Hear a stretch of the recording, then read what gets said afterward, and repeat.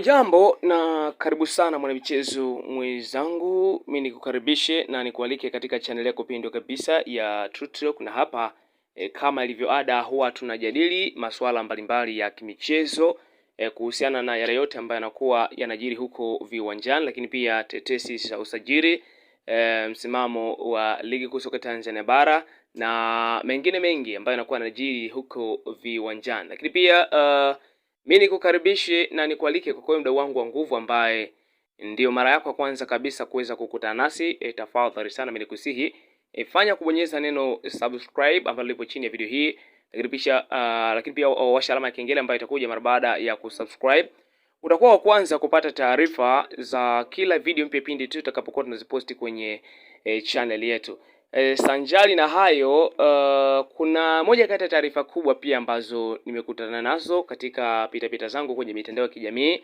Nikaona ni vyema nije kushare na wewe mdau wangu wa nguvu tuweze kujadili kwa pamoja. Ikumbuke pia tupo kwenye hatua za mwisho tukielekea kutamatisha msimu huu wa mwaka 2025-26 huku vilabu mbalimbali vya hapa kwetu nchini Tanzania vikiwa vimeelekeza macho yao kutoka kwa wachezaji tofauti kutoka maeneo mbalimbali kuhakikisha kwamba wanakwenda kuzinasa saini zao kuelekea katika dirisha hili kubwa la usajili linalotarajiwa kufunguliwa siku za usoni, ili kuimarisha vikosi vyao kwa ajili ya kukabili vyema msimu ujao wa ligi kuu soka Tanzania bara pamoja na michuano ya kimataifa, na maanisha michuano ya kombe la shirikisho barani Afrika, lakini pia kombe la ligi ya mabingwa barani Afrika kwa vilabu vile ambavyo vitakwenda kushiriki. Sasa pamoja na hayo, taarifa ambayo nilikuwa nimewiwa kuweza kushare na wewe mdau wangu wa nguvu kupitia katika channel yako hii pendwa kabisa ya Truth Talk ni kuhusiana na hizi picha zinazomhusisha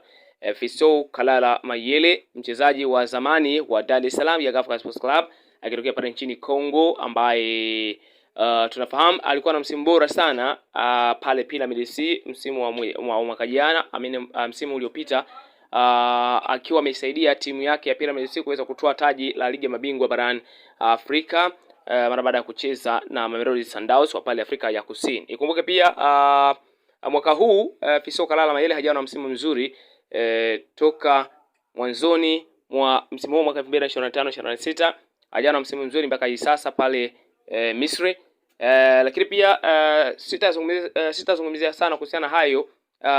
Mimi nataka tujadili tu kwa ufupi kuhusiana na picha ambazo zimekuwa zikitrend katika mitandao ya kijamii zikimuonesha Fiston Kalala Mayele akiwa amevalia jezi ya wanakundu wa Simba Sports Club akipita mitaa fulani hivi. Sasa ni picha ambazo zimeonekana ni si moja tu, ni picha zaidi ya moja zilizopigwa kwa engo tofauti, lakini swala kubwa ni je, picha hizi ni harisi ama akili mnemba imetumika kuweza kutengeneza picha hizi? Huu ni moja kati ya mjadala mkubwa ambao umekuwa ukiendelea kunako katika mitandao ya kijamii mpaka hii sasa, kwa sababu hakuna ambaye ametoa majibu kamili yanayohusiana na hizi picha zinazoendelea kusambaa kunako katika mitandao ya kijamii. Kama ni mdau mzuri na mtumiaji mzuri wa mitandao ya kijamii, naamini kwamba umekutana hizi picha za Fiston Kalala Mayele kama unavyoona hapa. Ni picha tofauti ambazo zinaenea na kusambaa kwa kasi sana kunako katika mitandao ya kijamii zikimuonesha akiwa amevalia uzi wa mnyama Simba Sports Club akiwa mtaani. Sasa hii inaleta taswira gani kwa upande wa Simba Sports Club? Je, kwamba wamefanya mazungumzo na Fiston Kalala Mayele kilinganishwa na vile ambavyo hajawa na msimu mzuri pale Pyramid FC kwa msimu huu, au iko vipi, au kuna nini ambacho kinaendelea chini ya kapeti ambacho hatukijui? Dondosha maoni yako hapo chini ya video hii, lakini pia usisahau kwamba usahau kutuambia kwamba utatufuatilia ukiwa maeneo gani, lakini pia tuambie pia una maoni gani kuhusiana hiki. Je, kunaweza kuwa na lolote ambalo linaweza kama linaendelea nyuma ya pazia kwamba labda Simba Sports Club amepeleka offer kwa Fiston Kalala Mayele, au ni mapenzi yake tu kuweza kuvalia jezi ya Simba Sports Club?